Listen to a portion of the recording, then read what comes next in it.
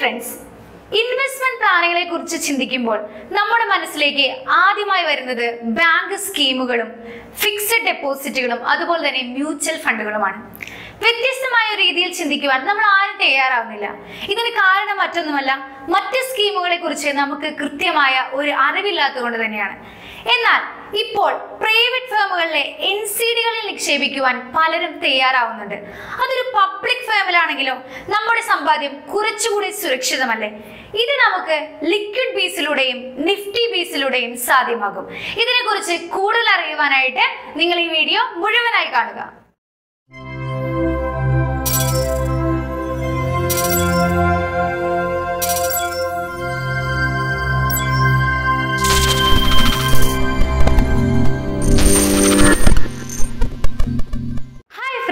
എല്ലാവർക്കും ട്രേഡ് ടോക്സിന്റെ മറ്റൊരു എപ്പിസോഡിലേക്ക് സ്വാഗതം. അപ്പോൾ നമ്മൾ പറഞ്ഞുകൊണ്ടിരുന്നത് ഡെപ്പോസിറ്റ് സ്കീമുകളെ കുറിച്ചാണ്. ബാങ്ക് തരുന്ന ഡെപ്പോസിറ്റ് സ്കീമുകൾ എന്നുള്ളത് ഒന്ന് ഫിക്സഡ് ഡെപ്പോസിറ്റുകൾ, രണ്ട് ETF ഫണ്ടുകൾ, അതുപോലെ തന്നെ റെക്കറിംഗ് ഫണ്ടുകൾ എന്നിവയാണ്. പക്ഷേ ഈ സ്കീമുകൾക്കെല്ലാം അതിൻ്റെതായ ലിമിറ്റേഷൻസ് ഉണ്ട്. ഒന്നാമത്തെ കാര്യം, ഫിക്സഡ് ഡെപ്പോസിറ്റുകൾ ഒട്ടും തന്നെ ഫ്ലെക്സിബിൾ അല്ല എന്നുള്ളതാണ്. അതിനൊരു ലോക്ക് പീരീഡ് ഉണ്ട്.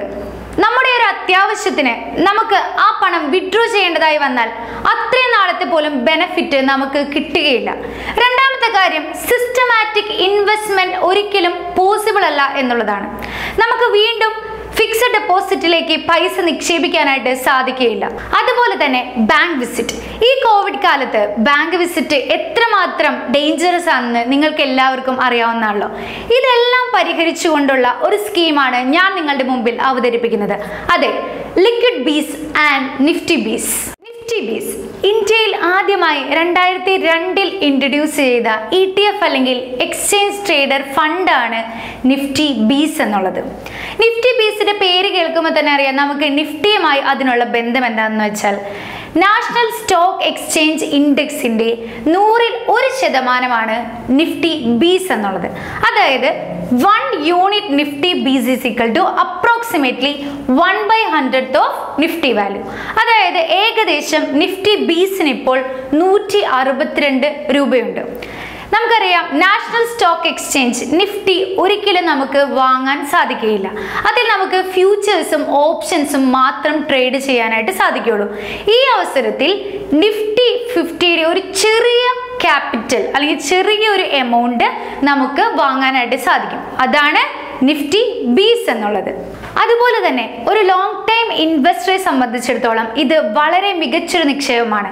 അതായത് 2003 നിഫ്റ്റി ബീസിന് 10 രൂപയും 2008 അത് 50ഉം 2015 87ഉം 2020 97ഉം 2021 162 രൂപയുമാണ് നിഫ്റ്റി ബീസിന്റെ വില. അതായത് ഏകദേശം 800% വളർച്ചയാണ് നിഫ്റ്റി ബീസിന് ഇത്രയും കാലയളവ് കൊണ്ട് ഉണ്ടായിരിക്കുന്നത്. അതുകൊണ്ട് ഒരു ലോങ് ടൈം ഇൻവെസ്റ്ററെ സംബന്ധിച്ചിടത്തോളം ഇത് വളരെ മികച്ചതാണ്.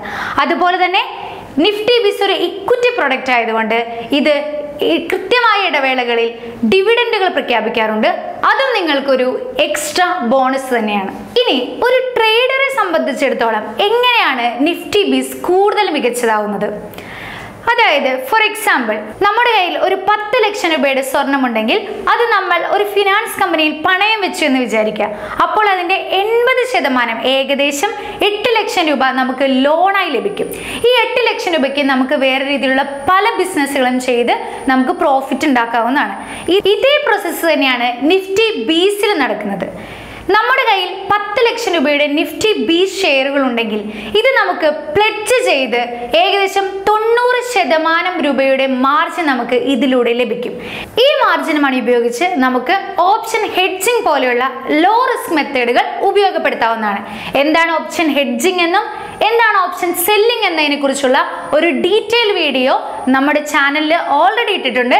നിഫ്റ്റി ബീസ് നമുക്ക് 3 തരത്തിലുള്ള ഇൻകം ആണ് തരുന്നത്. ഒന്നാമത്, ഇതൊരു ഇക്വിറ്റി പ്രൊഡക്റ്റ് ആയതുകൊണ്ട് ഇതിന്റെ ഡിവിഡൻഡ് നമുക്ക് ലഭിക്കും.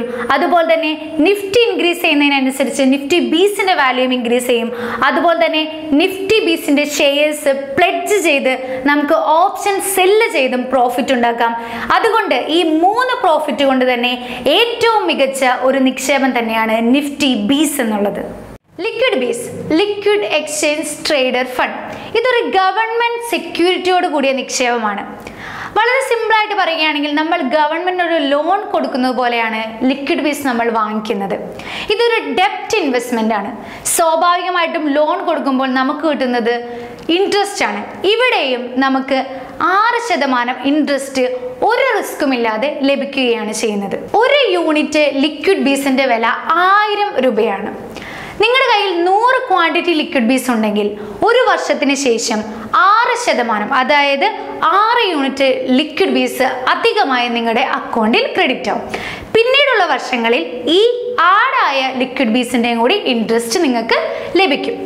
അതുപോലെ തന്നെ ഇതിൻ്റെ ഏറ്റവും മികച്ചൊരു ബെനിഫിറ്റ് എന്നുള്ളത് ഇതിന് ഒരു രീതിയിലുള്ള ബ്രോക്കറേജസോ ഒരു രീതിയിലുള്ള GSTകളോ സ്റ്റാമ്പ് ഡ്യൂട്ടികളോ അതുപോലെ തന്നെ ട്രാൻസാക്ഷൻ ചാർജസോ ഇല്ല എന്നുള്ളതാണ്.